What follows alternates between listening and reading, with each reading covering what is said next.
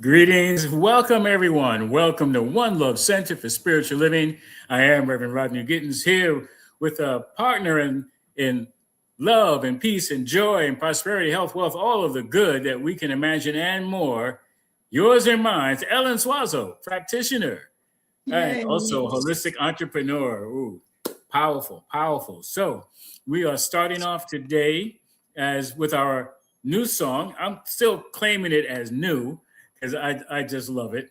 And hopefully you love it too. And it's called One Love and our own song. So we're going to start off with that, come back and whew, get ready for a powerful session to end the month.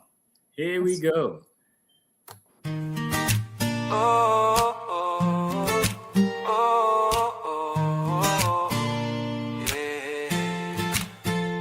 There's a place where love grows, where the spirit in you knows that you're welcome as you are, shining bright like every star.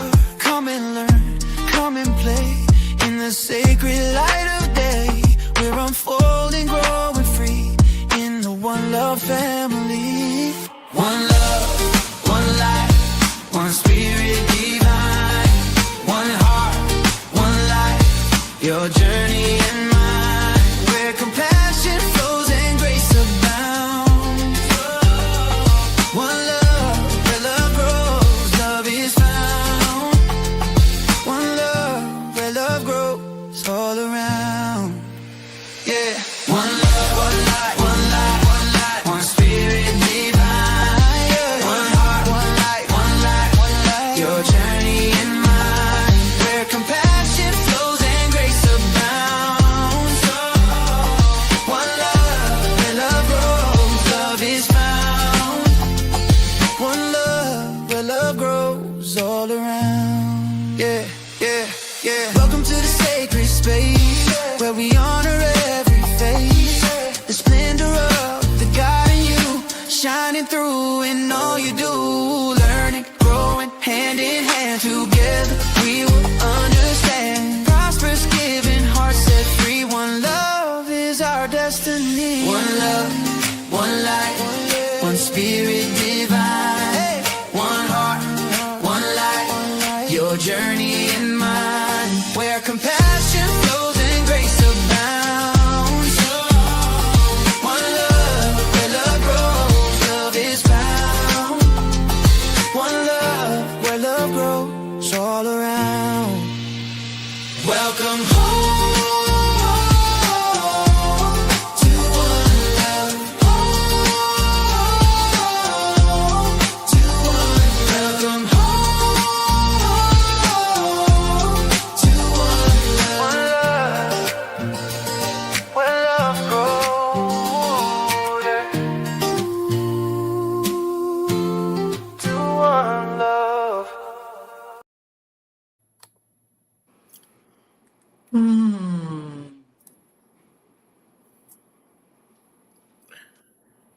Well, we're here, believe it or not. We're here somewhere.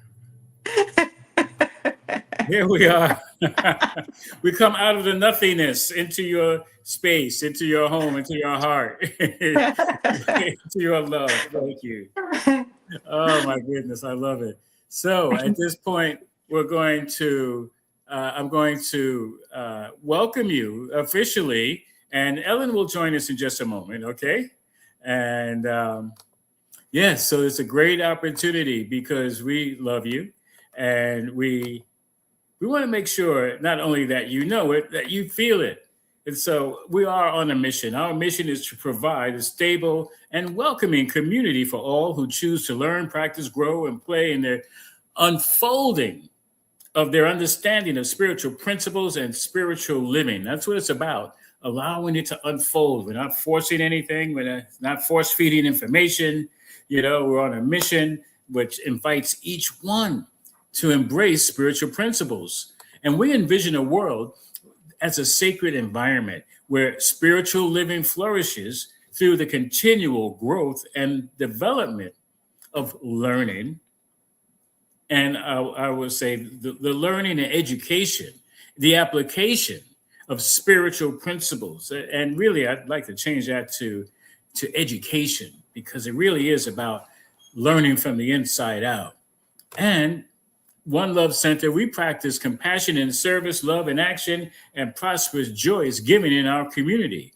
And speaking of our community, it is lovingly, I wish so many of you were with us as we co-created One Love and as we continue to do so. And it is created as a place of fellowship, of meditation, prayer, sacred and healing service, musical celebration, classes, workshops, and spiritual film. And so we say, welcome. We recognize the splendor of the infinite divine spirit that is you. And please know that we support you in being the best you can be in this glorious life. And we thank you for celebrating spirit with us today. Welcome to One Love Center. Welcome to a place where love grows. We are One Love Center for Spiritual Living. So glad to have you here. Yes. And at this point, one of the things we mention that we do is prayer. And it is our good pleasure always to do prayer. And we love doing spiritual mind treatment. We are treating our minds with truth, knowing the very essence of truth about whatever it is we're up to. And right now we're getting prayed in, prayed up, prayed over, prayed about by Ellen Swazo, our resident practitioner, at least one of them. Here we go. All right.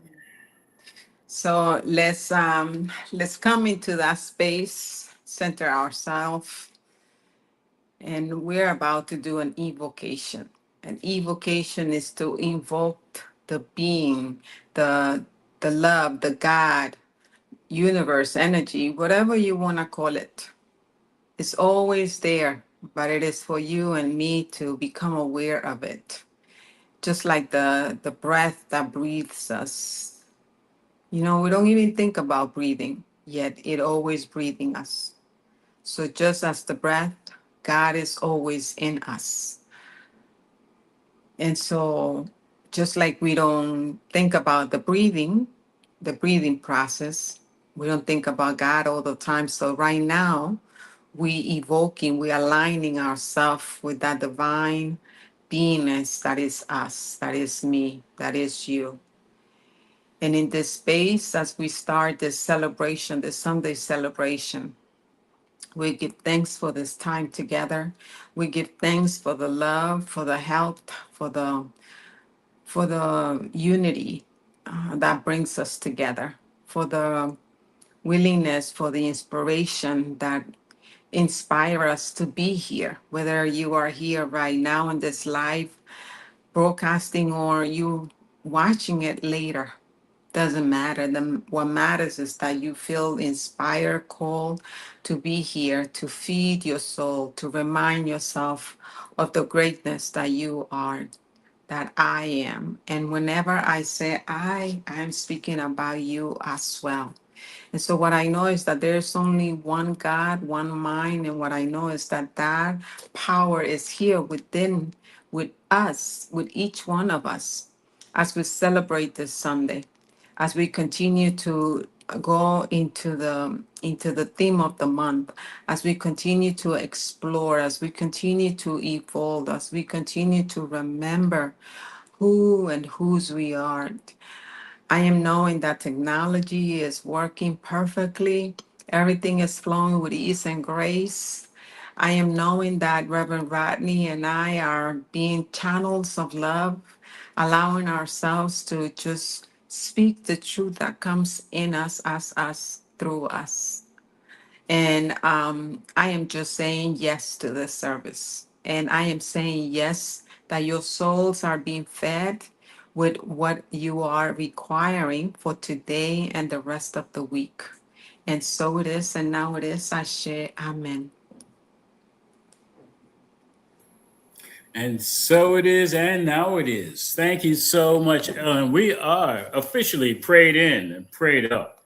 Thank you, Ellen. So, what you've experienced and what we do on a regular basis, those of you who have been with us know that we are prayer professionals, whether we are practitioners or ministers. We are, first and foremost, prayer practitioners, and we are always willing, able to remind you that spirit is the power. Charge and always it is ready for your immediate use. And we are here to remind you of that. So use us. You can call us at 424-235-4326, or you can email us at onelovecenter.org. And I gave the wrong number. Our number, okay, to reach us at One Love Center is it's coming up, 646-685-3344. If you want to use our Centers for Spiritual Living World Ministry of Prayer, you can contact them at oneprayer@csl.org, or you can call them at 424-235-4326. And as with us, as with Centers for Spiritual Living, all calls or contact is kept in the strictest of confidence. So you can feel rest assured that whoever gets that message will do the right thing and know the truth about whatever situation that you're going through. Also, with the prayer request, we have a request. Our request is that you let us know when your prayer is answered. When you know, it could be a day or less than a day, or maybe it takes all week, because we do the prayer for 7 days. And at the end of those 7 days, let us know if your prayer has been answered. If not, we'll continue to know the truth about that situation. That's what we do. That's what we're here for. And that's what we love to do. So share the opportunity for us to know the truth and help create, unfold that better life that you know is yours right here and right now. So how wonderful it is to bring that up. I'm going to now take that away. And you can always find us online, onelovecenter.org. Okay, so at this point, I'm going to bring in Ellen Suazo. Okay. There we are. And so we're talking about this month, ancestral wisdom, new thought. And it's interesting. Let me see if I can make this a little different size. No, I was going the other way with that. But anyway. Oh, where are you? I see you. I don't see you. Okay, there you go. All right, we'll go with this. So, yes, the whole month we're talking about ancestral wisdom, new thought. And today, the end of the month, we're talking about infinite possibilities and sacred kinship. And it's so interesting how that comes up now, or how things that are coming up in the world coincide with what we're talking about. Now, ancestral wisdom, new thought, I just want to bring that up very quickly. It's all one and the same. There is that which has always been, that our ancestors have known and have practiced and have done, and we are proof of it because we're still here, you know? And so new thought is a new way of looking at it. It's the same information. So, you know, a lot of people hear new thought and don't even realize what it is. It is ancestral wisdom in modern time. So is there anything that you want to mention about that before we go further? I think that you explained it pretty well. Well, thank you. And that's not even why we love you, but I appreciate it. Thank you. And infinite possibilities, especially when we're focusing on our sacred kinship, when we're recognizing that we are all one. And let me bring that up again. Okay. Our sacred kinship. I would like to think the word kinship makes it sacred already. The fact that we know we are one, that we are all related. And because of that, there are infinite possibilities far beyond that which we can think of on our own. And I think that's the important thing, especially right now. The flavor of the time, there's a lot of bitterness, flavor a lot of sourness that gets the attention. It's not all that there is, especially if people turn on the TV and all they're getting is the so-called news, which is usually old, and it's not the full spectrum of who we are, of the true sacred kinship. So that's going to filter into our conversation today, I'm sure. There have been hurt and harm being done, perpetrated, that we know. That's what our prayer is about. That's what ancestral wisdom and new thought is about. It's all holy books, whether it's the Quran or the Torah or the Bible or the Bhagavad Gita, any of these really are talking about peace. In the bottom line is peace and love, and how to live a joyful life. Not necessarily in a dogmatic way, like you have to pray like this way. You have to. No, we're not talking. We're talking about the bottom line. That's really what it's all about. So we're going to go into our first quote for discussion, and I'll read it if you like. I can read it. Okay, great. So it says, to love God and to love our neighbors as ourselves means to see God in everything and to include everyone in one divine unity. And that is from Holmes, Ernest Holmes. And it says, the book that they bought it for, the article is Words That Heal Today. God Meet, 1938, page 40. And the reflection that we have here is who or what in your life challenges you, challenge your ability to see the divine presence, and what spiritual practice might help you recognize the oneness, that oneness. I feel like I have to read it again. So let's go again. Who or what in your life challenges your ability to see the divine presence? And what spiritual practice might help you recognize that oneness? All right. Are you ready to comment on that? Or would you like me to start? You can go ahead and start. I have to sink it in. It's so interesting. This is for everybody. When I first came into this teaching, everything I was reading affected me on a personal level. I'm like, this was made, they're talking to me. This was made for me. and I still feel that way because right now, I like to think that when I use the word love, I'm using it for everybody. And then I'll watch the news. And I really meant to turn on the weather. And then there's the news. And then there's things going on that are not in alignment with I know who I am.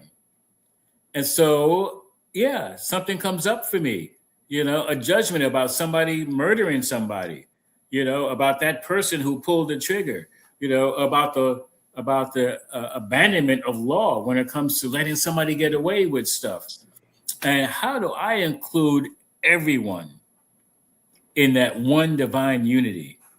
When I feel like they don't belong, they should turn in their human card, their spirit card or something.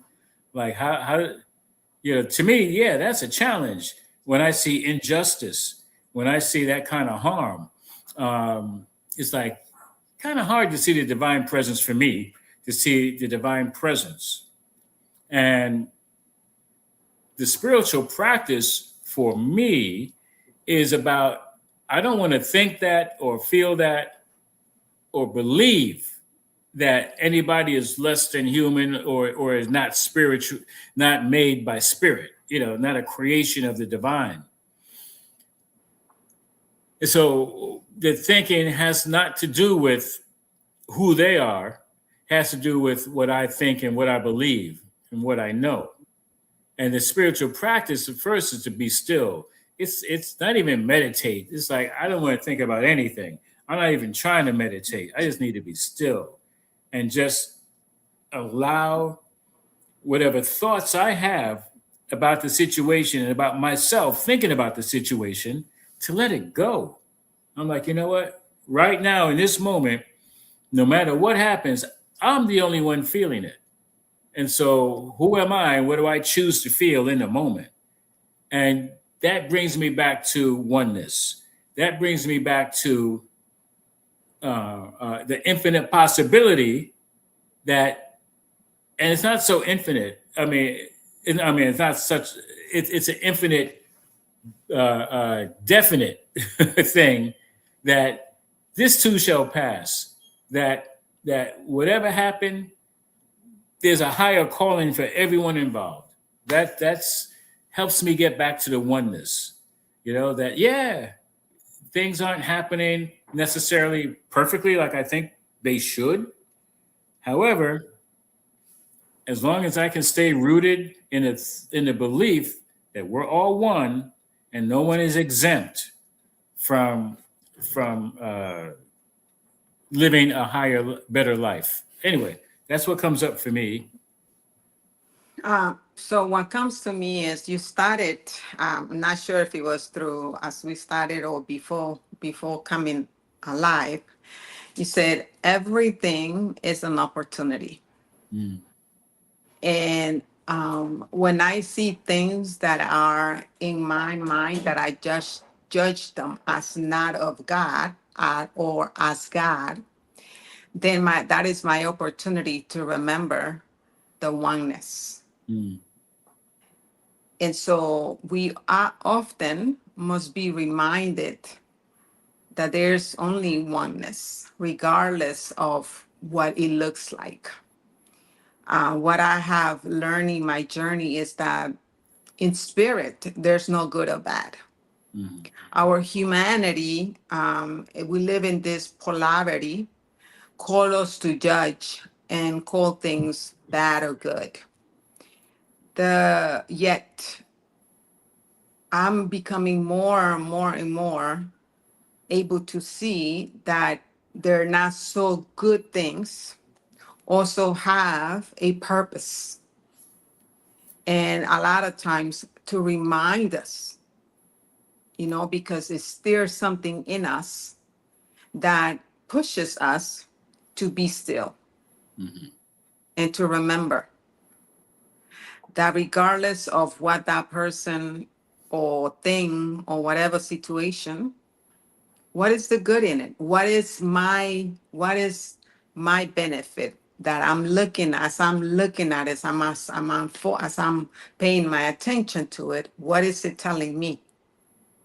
And I know that to some of you that I might be watching might be saying, oh, but don't you hear, whatever stories goes into your mind, because there's a lot of stories that go into our minds, depending on what color the skin, what language we speak, our culture, and so many things, that sometimes I think that they're all good, but instead of uniting us, it is separate us. Mm. And the idea is not to be separated. The idea is to come as one, because no matter how different we look or may seem or we sound, we are one. Our difference is what makes us, is what makes it fun. It's what makes it interesting. It's what makes it enjoyable. It's what makes it adventurous.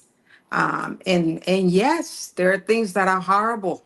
I'm not gonna deny it. So I think that it's about sitting. It's not about saying that it's good or bad, but sitting with it and acknowledging our human part, what it's doing, and bringing it back to center where our oneness is. So that's what comes to me. Oh, thank you so much for saying that. And I'm grateful, that you are open to allow spirit to express as you, because it really is about being real. We can't just act like things aren't happening. We have to acknowledge them within ourselves or what we see outside of ourselves. Mm-hmm. And like you said, it still doesn't mean it still doesn't mean that we're not one. We are, but that illusion of separation is what gets in the way, and that's what ancestral wisdom is about. There was a time when we acknowledged nature, and we could see the oneness of everything around us, and that includes people as well. And it's very easy to get away from that when we have constructions, buildings, and metal and glass and whatever, concrete and things that physically separate us, but it doesn't mean we're separated on a conscious level.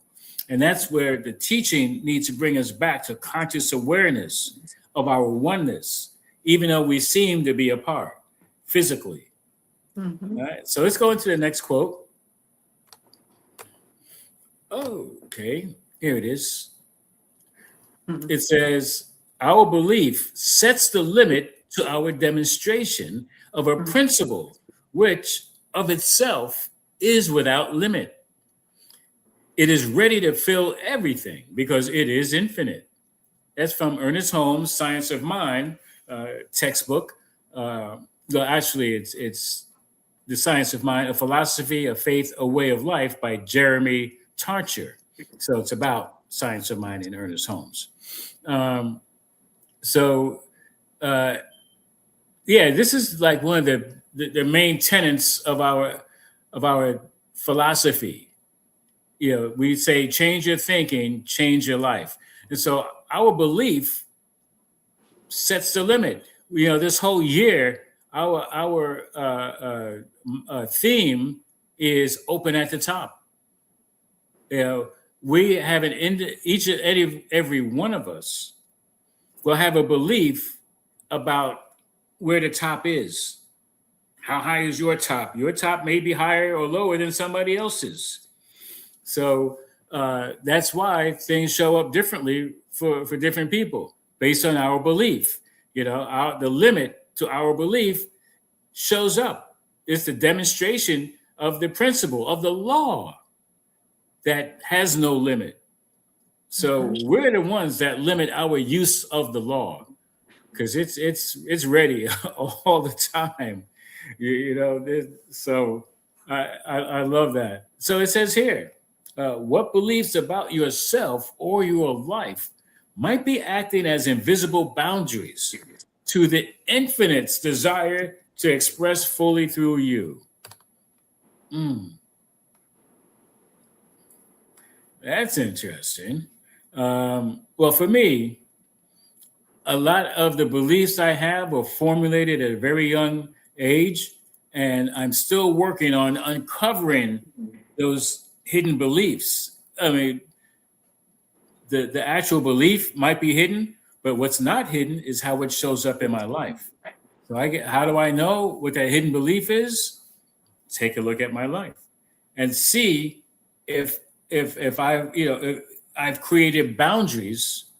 I don't even know where they came from, but I've created them, even though spirit's like, you can have it all, and I'm like, my concept of all might be this much. They say go to the ocean with a thimble or a bucket. Either way, you're going to get what you're able to comprehend. Like you can only put so much in a thimble, a bucket. Oh, that's bigger. So anyway, would you like to share on that, Ellen? Yeah. This month we're speaking about ancestral wisdom. And before I found out that this month was about ancestral wisdom, I started working. I started processing ancestral trauma. And what does that look like in my life? And what I've learned is that a lot of times we have belief systems that might not be ours, but we are carrying it from our ancestors. So it is important I think that what's important is about acknowledging. And as we acknowledge, then we are able to release it for ourselves and for our ancestors and for our future generations. And that has been my lately my work, be entering into this new year. And when I saw that we were into ancestral wisdom, I was just like, wow, that's amazing. I was just like, wow, without even knowing, I'm in alignment of what I'm here to do this year, right? And so what I want to invite all of you who are watching us, and we didn't say this before, but we would love for you to chat with us and type in your questions, your ideas or concerns, or if you have any comments about the topic that we're speaking, please feel free to type it in, and we'll be more than happy to bring it in and talk about it as well, or even Mhm. answer it later on. So let's stay engaged. So as I was saying, I think that it's very important for us to really release those belief systems. And just by looking at my life, I can see what those belief has been, or what belief have been carrying. So by me doing this work, by me processing it and releasing it, now I'm opening the channel so things can start flowing with ease and grace. It has come to me. So I invite you to do that as well. I invite you to look at what beliefs you have, and what are they serving you, or are they blocking your good? That's the question. Are your beliefs serving you or blocking your good? And it's very simple to look at it, because if you look at your life and your life is not what you in your heart know that you're here to live, it's easy. You're gonna know that you're not in alignment with what your being is asking you to show up as. Yeah. Thank you. Yeah, that is so true. And I don't care what kind of teaching anybody is in, before we can move forward, we have to look at not only where we are, but we can look back to see where we've come from. And sometimes we have to look back in order to find out where, like you mentioned, where did this stuff come from? That's why it's so important. Things like don't go to sleep with the TV on or the radio, because then we have no filters and stuff just comes pouring in, and there's nothing to stop it. And we because it's in our thoughts, we take ownership of it. Mm-hmm. And what Mm-hmm. happens is it may not be ours, but we've Yep. adopted it. Yep. And because we adopted it, then we want to care for it and like it's mine and defend it. But no, wait a minute. If we know where it came from, then we can use and it doesn't have to be called judgment. It could be called discernment. We can That's right. decide, hey, is this really for me? Mm-hmm. Why do I think that way? Why do I believe that way? And do I have to own it? Like I can never let it go.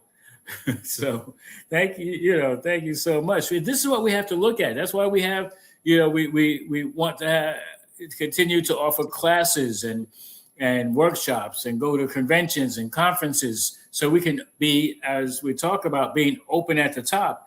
Even if it's a little bit, start with a little opening, just crack it a little bit.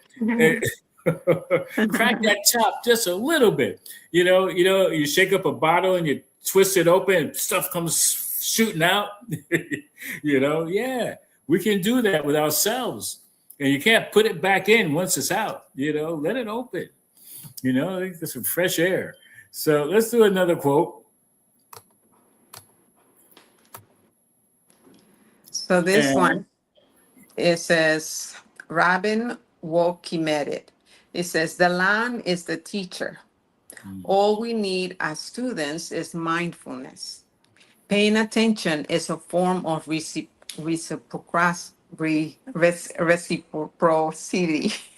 I'm sorry. With the living world, receiving the gifts with open eyes and open heart. mhm. And the reflection question is, what is the natural world around you trying to teach you right now?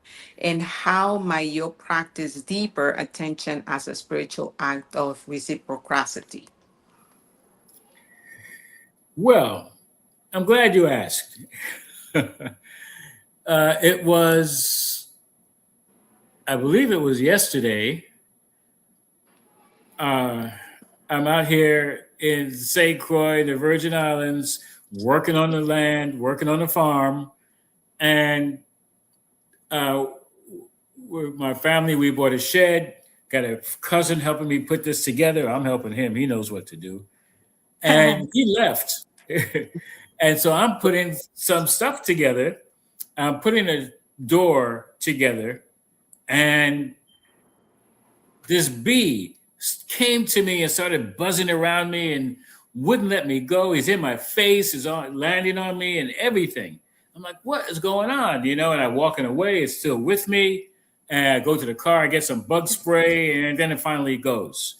I go back to the door, I hook it up and everything, and it's ready to go onto the shed. My cousin comes back. First thing he says is, that's not right. You didn't put it together right. The very first thought I had was that bee was trying to tell me that's not right. You know, you have to trust the things that come in. You know, I wasn't looking for an answer or anything. The first thought that came up was that bee was trying to whisper in my ear, that's not right. And I shoot it away. I wasn't listening to nature. Yes, it's that simple. I am 100% positive that was a lesson from the natural world. The bee was trying to teach me mindfulness, pay attention, look at the book, look at the instructions. But that was, you know, I'm glad that I did finally get the lesson, the reciprocity. It's like, I am of this world, the bee is of the world. We're you know, we can work together. Like, I wasn't trying to attack it, smack it away. I was saying, I did say, oh, ancestor, what are you trying to tell me? I'm like, okay, I don't know. And I just kept doing what I was doing. I was not open-minded. I was not being mindful of that infinite possibility that this bee is really teaching me a lesson here. Just to stop and look at what I be mindful. Anyway, so that's what comes up for me. Yeah. I love nature because it's been I think it's been like 20 years now. About 20 years, close to 20 years, that I remember the first time that I started listening to nature, to really listening. You know, I always felt connected with nature and aligned with it, felt its energy, but to really listen to its message is another level. And I am grateful for it because I've learned so much from nature. I've learned to be still and learn that when I'm still, I can find answers to whatever situation or conditions I'm going through. I can find answers to challenges. And stillness is a powerful thing. And when we are in the world, a lot of times we're so busy, busy. They tell us that when we're busy, it's good.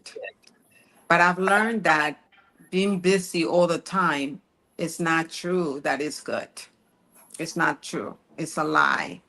It actually keeps us distracted and disaligned from what we are here to be and what are we here to show up as. Mhm. And so it is important to detach ourselves from the world and align ourselves with nature. Mhm. That's what has come to me. And so nature's, I live like 10 minutes away from the beach. For me, the beach is my sacred space. I can find Yeah, answers and there. it's very easy, or it's easier when we do live in such close proximity to nature in this way. When we live in the busy, crowded cities, a lot of times it doesn't feel like there's anything natural. Everything looks man-made. The cement, you got fake trees and bushes, and everything is a construction of yes, we have taken materials from the land and put them together in a way that doesn't resemble the land. And it can be very frustrating and easy to not connect with nature in that way. We have to go to a park, and sometimes parks aren't that close. And sometimes you go to a park and there are people smoking and drinking, and it doesn't feel like a desirable place to be. So it is possible to go, like I've done it as a practice, to be in a busy place and meditate. It takes practice, but I know that I get the same benefit if I'm outdoors in a forest or a field, or if I'm in Midtown Manhattan. I can still practice to go within. And the important word, as you mentioned it, is practice. Because somebody might go to the beach, with a mind full and a heart full of hurt, and not take advantage of the opportunity of the real living world and the gifts that it has. Mm-hmm. I could have smacked that bee away, and I'm grateful that I didn't, because it probably would have called the rest of the family, and then I really would have a lesson. So, Can I say something else? so please. I think, thank you so much, Reverend Rodney, for bringing that out, because it definitely, being in the city, and have lived in the city for many years as well, it takes a commitment to say, you know what, I know that in order for me to be to fool myself, to be in alignment with who I am, I must go to this place. And what can I do at home to create a sacred space that soothes me, that takes care of me? And so those are things that we can find all the excuses.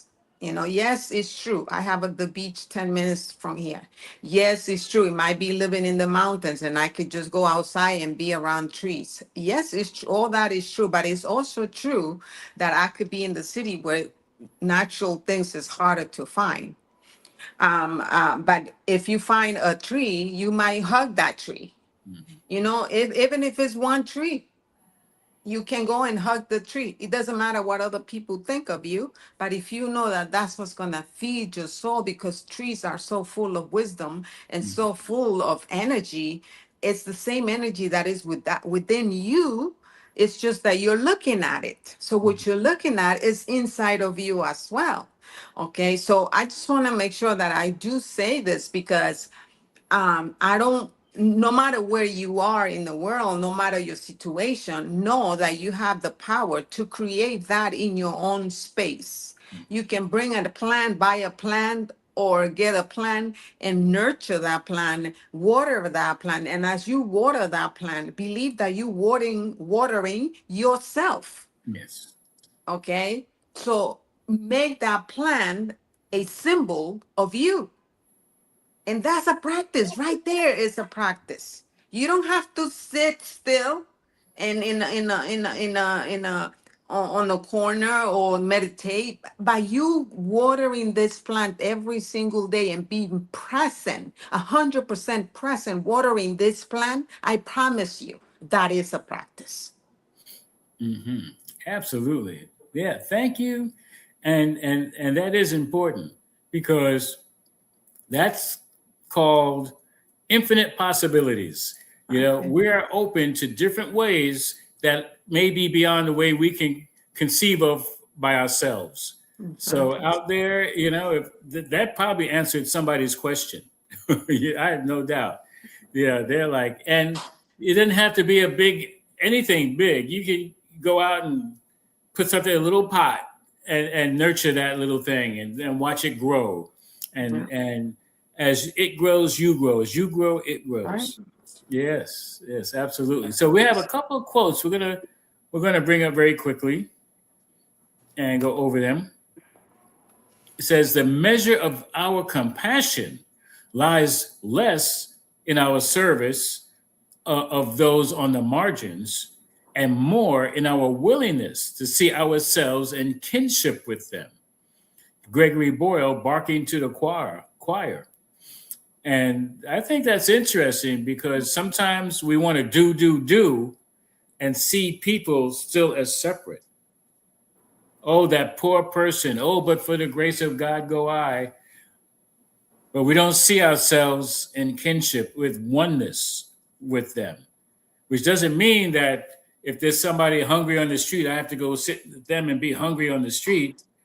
But it's the compassion which is going to call us into being, into doing, not out of pity, not out of sympathy. No, it's because we recognize the oneness. Yeah. Did you want to speak to that? I just want to add to what you said, out of guilt, not out of guilt, Right. but yeah, just I think that what has come to me is someone a long time, because I remember when we used to see homeless on the street, I used to feel bad about them, so that's kind of like feeling guilty because I'm Mhm. living a different lifestyle than I do. But the reality is that they are their own universe as well. Mhm. They have, I'm not here to judge or to say this, but each one of us is living our what our beliefs are.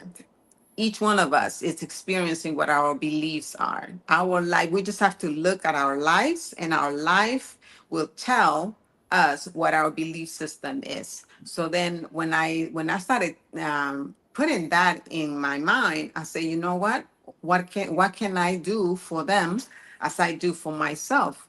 And what I can do is see them as wholeness, regardless of what they look like, what the situation looks like. I Mhm. see them as whole because in spirit, they're untouchable. In spirit, they're as me. In human form, their situation might look different than mine. But in spirit, we are all one and we are all good. So true. Thank you for that. Thank you. All right. We have one more, or actually, we have two more. I'll read this. It says, our elders taught that the relationship between plants and humans must be one of balance. People can take too much and exceed the capacity of the plants to share again. That's the voice of hard experience that resonates in the teachings of never take more than half. And yet, they also teach that we can take too little. If we allow traditions to die, relationships to fade, the land will suffer. And that's Robin Wall Kimmerer, Braiding Sweetgrass, page 166. You want to make a comment on that? You go ahead. That's, it's interesting because we had kind of already spoke about this, about our relationship with nature. Mm-hmm. And it's interesting because this past time that I've been here in the Caribbean, we had somebody with a herd of goats on our property because we had space for him to keep his goats, and he allowed the goats to take more grass than they needed to take, and they ate all the grass in their area. And so they took so much that now no grass is going to grow in that area. And sometimes I thought about that.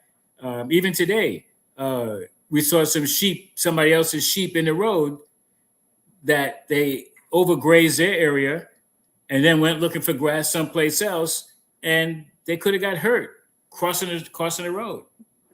And so it reminds me of how often we can exceed our relationship with maybe people, things, and not leave enough for a flow. Like you have to rotate crops, so that you don't take too much from one area and then there's nothing left.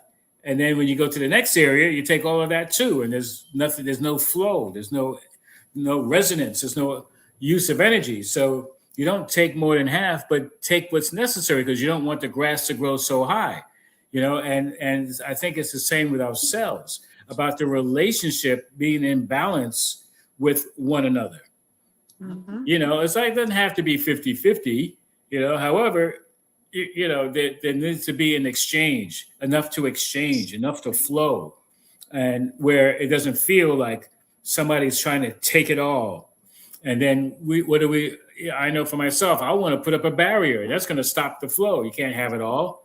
Now, I think what also happens is thinking or believing that someone might take it all. And so I put up a barrier before anything even happens. So I have to trust that there is a relationship that allows for a flow. So anything you want to share? Yeah, I think that what comes to me is the law of circulation. Mm-hmm. The law of circulation says that there's a elf of giving and receiving. There's this cycle of giving and receiving, giving and receiving. And as you continue to give and receive, it continues to expand. And so when we stop that flow, then that's when we see, or we might think that someone might have more than others, or we think that if we close the gate, then no one can have it and I can have it all. That is believing in limitation and lack. Where in the universal law, there's no limitation, there's no lack, there's always more. Yeah. There's always more. And so again, it goes back to our thinking. What are we thinking? Are we thinking there's lack? Are we thinking there's limitation? And so if we come from that space of lack and limitation, yes, we will be having these thoughts. Yes, we will be taking these actions. And yes, we will be stopping the flow. Mm. Yeah. And so, and I think at any and all times, we have to be mindful of that. We have to be mindful of how is our energy flowing? Be cognizant that it's not just wasteful use of energy, purposeful, for those infinite possibilities to really take hold. It's important. So I have one more question or one more quick topic, and this is, of course, for everybody, as all of these are. And let me just bring it up. Could you read that? Yeah, it says, how is the universe conspiring for the highest good of all right now? Mm. I think that's a very good question for everyone to take and contemplate. Yeah. And And come back and give us the answer. yes, right. Perfect. Whenever whoever's watching this, whenever you watch it, send us what your answer is, what your belief is, what your thought about it, or what your question is about it. Let us know. So definitely want to do that. So at this point, we're going to do our affirmations because we want to bring home the point deep from within. And so please I invite you to take in a breath, as we always do, and recite the affirmation. It says, I co-create powerfully for the good of all. Let's do that again. Taking a breath. I co-create powerfully for the good of all. And the next one. The next one says, it is so that I honor ancestral wisdom and new thoughts as living guides for collective harmony and justice for the good of all. Take a deep breath. It is so that I honor ancestral wisdom and new thought as living guides for collective harmony and justice for the good of all. Oops. This one came up so small. I'll read it. It says, "It is so that I act from oneness, trusting that infinite possibilities unfold when love leads the way." Let's take a breath. Let's do that again. It is so that I act from oneness, trusting that infinite possibilities unfold when love leads the way.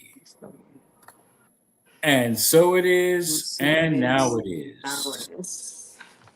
Thank you, thank you. So I will lead us in our grounding treatment and invite Ellen to come back in just a moment. Okay.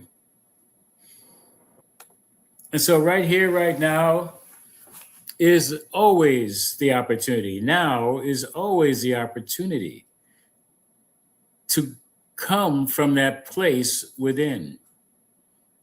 I invite each one to close your eyes or be still, even if your eyes are open, to be still and allow for the words to percolate and stimulate and resonate within you. So I'm knowing there's only one power, one presence, one life. That life is the life of the Creator, the life of God, Allah, Buddha, or the Great Spirit, whatever word or phrase or name or idea or thought you have for oneness, for the Creator that has created everything out of itself. I am knowing that this ancestral wisdom is still new. This might be new thought, and it is new thought.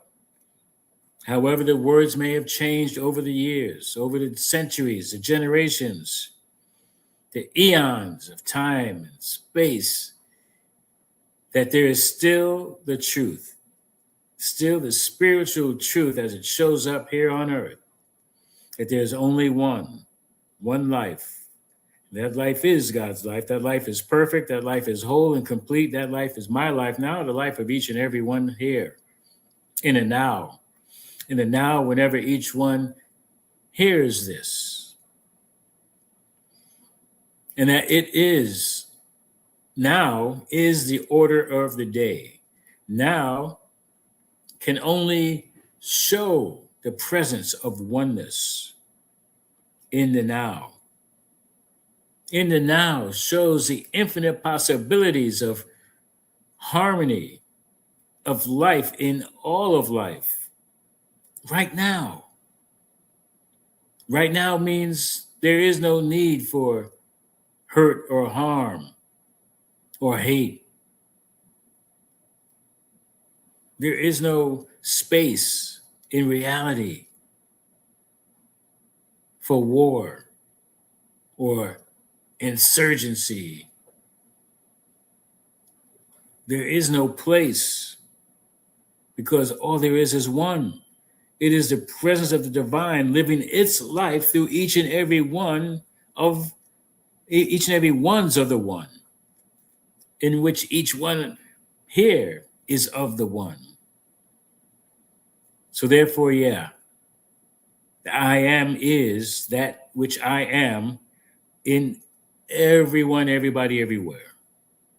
This is true when it comes to not only relationships, when it comes to an individual expression of health and well-being, that each one is made of the divine, of God.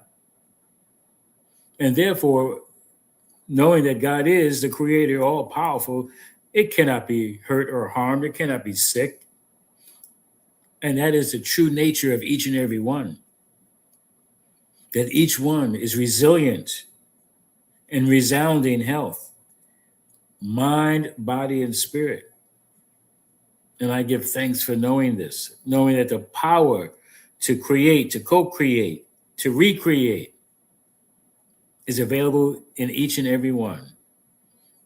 That each one is mindful with their thoughts and beliefs and actions.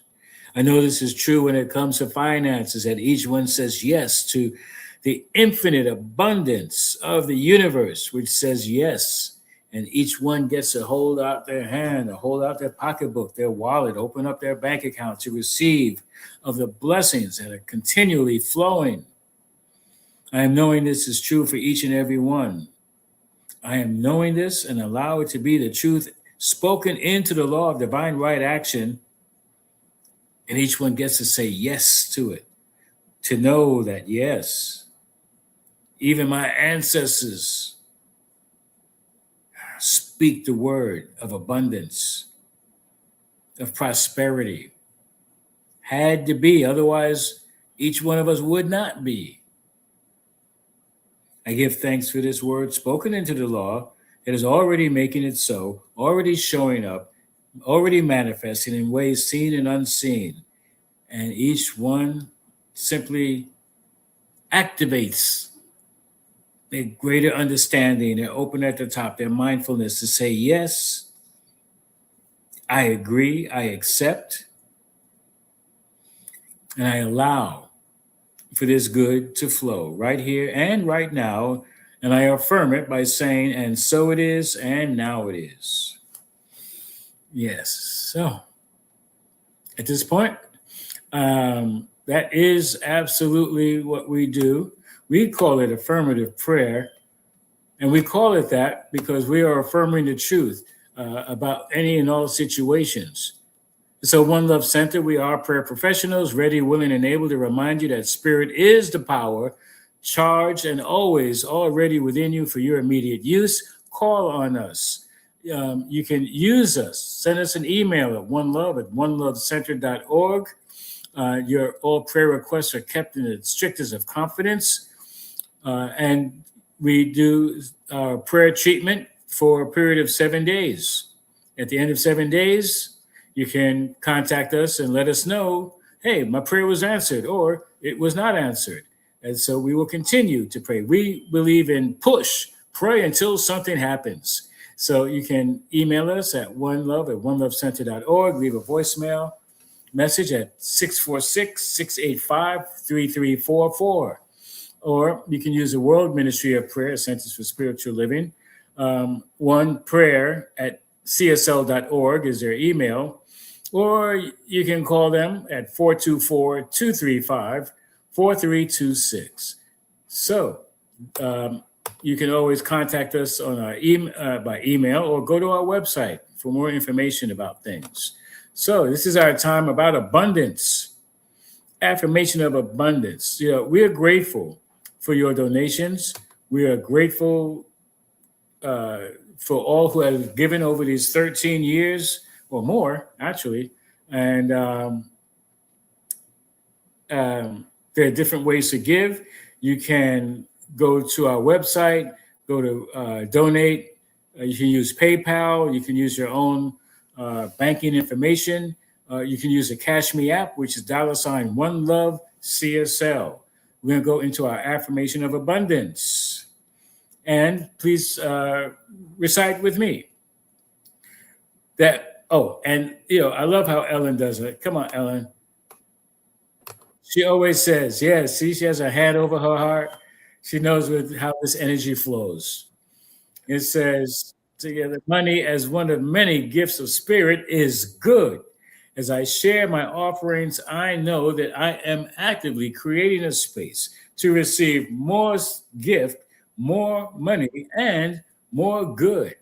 And I am grateful for the ability to give and for the good work these gifts do in our center and in our world. And now it is. Thank you so much. Now, we do have some announcements. And if you just give me a moment, I'm sure I'll find them.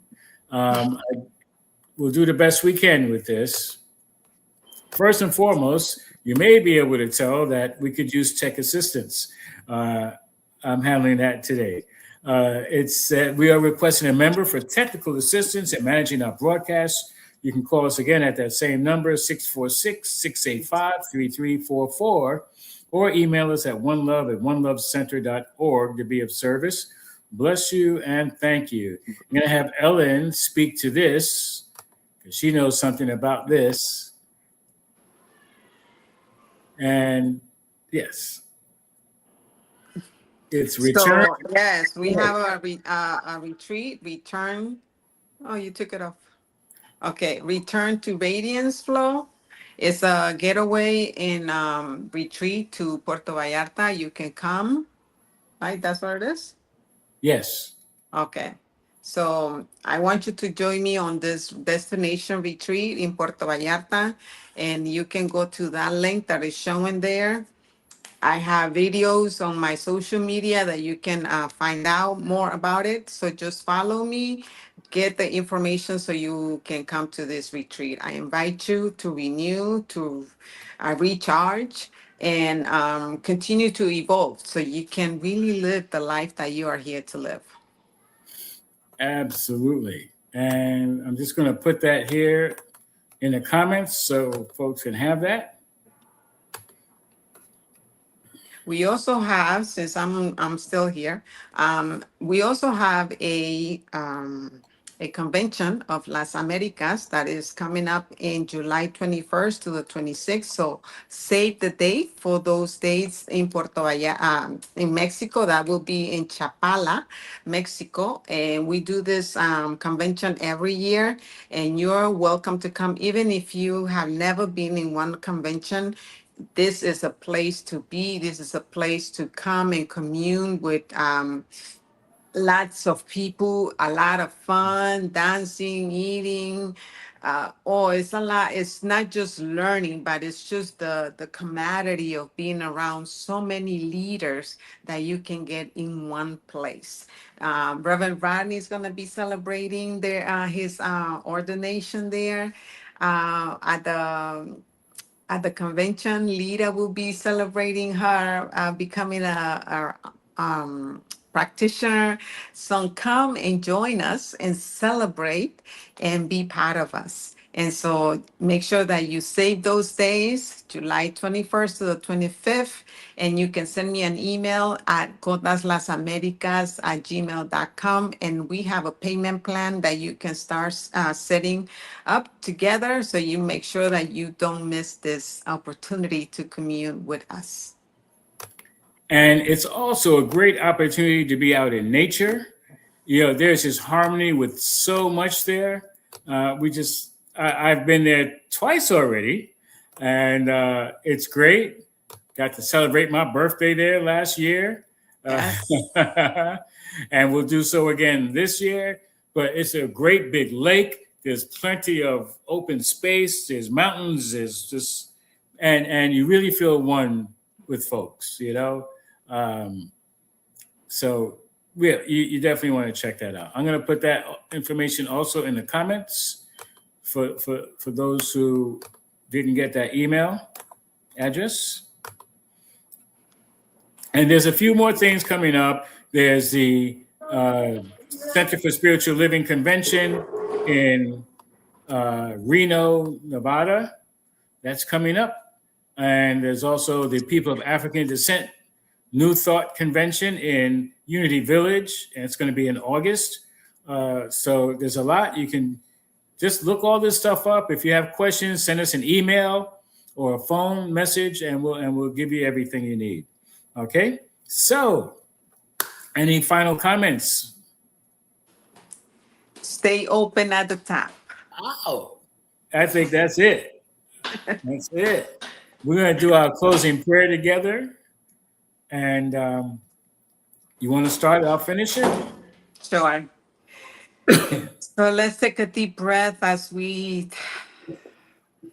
have taken this celebration. And I know that we said a lot, and I am knowing that you have received the spiritual nutrition that you were seeking to have. And what I am knowing is that this celebration today is touching many lives, many hearts, many people, wherever they are, whether it's mentally, physically, or emotionally, no matter where they are. I know that it's doing something great in our world. I give thanks for us coming together. I give thanks for technology for supporting us as we continue to do this ministry. I am grateful for Reverend Rodney, for his consistency, for his commitment, for this ministry of love, of pure love, for real, pure love. We come from love, and love really grows here. It really does. And so I invite you to continue to be in this journey, continue to go with them and ask the questions and reach out to us. We are here to support you, to be with you, to walk with you. But we can only do it when you reach out to us. And so I give thanks for all this and so much more. And I pass the light. And I give thanks knowing that each one of us is of the one. And I know that I am one with each and every one. And I give thanks for Ellen for being present and just so wonderfully open as well and mindful about being the love. I know this for Lita Perez, our other practitioner. I know this for each and every one who watches us, who listens, who shares this message with others, because there is only love. That's it. Regardless of what is heard in the media, there is only one, and it is only love. It's our job to not be distracted or dissuaded or dismayed or disillusioned from the truth. There's only one, and that one is love. So as we go throughout our day, throughout our week, everything that is encountered on the outside that comes to us is an opportunity as a prayer request, as love. And it's very simple. I know love. I see love. I am love. I respond to love. And we let love be our guide. We let love be the answer to any question. And I give thanks for knowing that it works. Infinite truth, that God is all there is. It works its love in, through, and as all of its creations. Even humans who seem to be unaware of the truth. It works for them as well. That each one gets to wake up to the truth from the inside out. And for this and so much more, I give thanks for knowing this is true in now and every now moment. I affirm it by saying, and so it is, and now it is. And so it is. Peace and blessings, beloved. We're going to close with our other version of the song. And as soon as it shows up, oh, you know what? We're going to close with what we used to open with, because we all have a choice.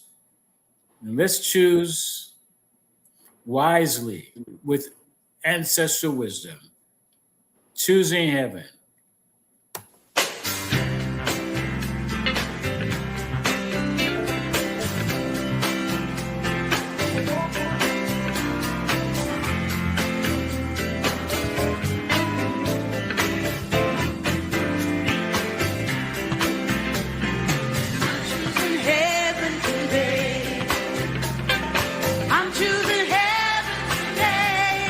I am walking the road.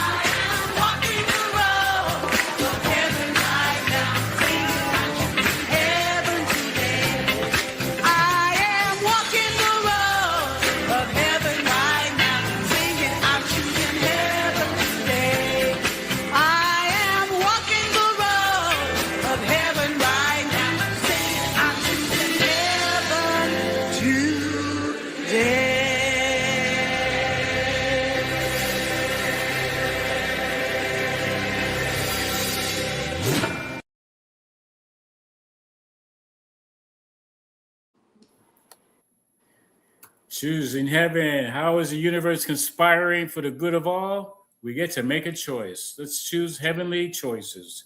Peace, love, joy, wisdom, compassion, all the good. Let's talk about it. Send us an email, send us a message. Let us know what you're choosing. And peace and blessings. We'll see you again next week. Thank you, Ellen. Yes.